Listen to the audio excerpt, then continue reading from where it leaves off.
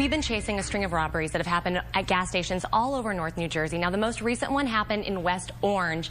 This robbery was not only a robbery, but the man was also shot. So I chased this to West Orange, spoke with the owner of the station, Igor Ravko, and he showed me the surveillance video that caught this. You're watching the video, you see the gas attendant. Before he turns around, a man runs up behind him, starts to attack him. The gas attendant then fights back, swinging. He throws something at him. He's then shot by the robber. Then the robber rifles through his pockets before running away, and the gas attendant staggers out of sight of the camera. Now, when I spoke with Igor, he took me outside to where the event happened, and he actually said, thank God that his employee is okay.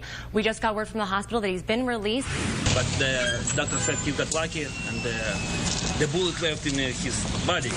I asked the owner, I said, you know, this is happening all over. This is the fifth time it's happened to you in the last year. Are you going to change your policies? Are you going to close early? Are you going to not take credit cards at a certain time? And he said, no. My employee, he broke first rule.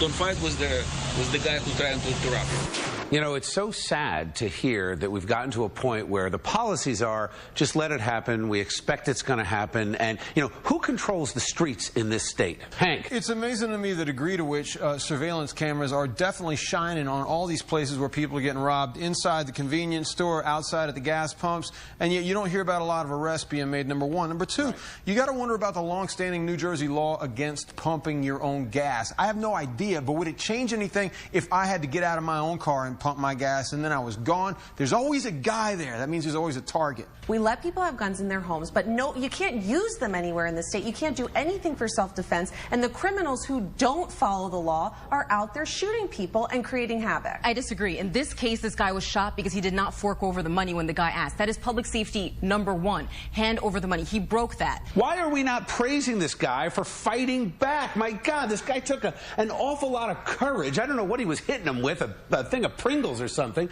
but at least he acted, and he had the courage to stand there and say, you know what, I've had enough. You know what, it's easy.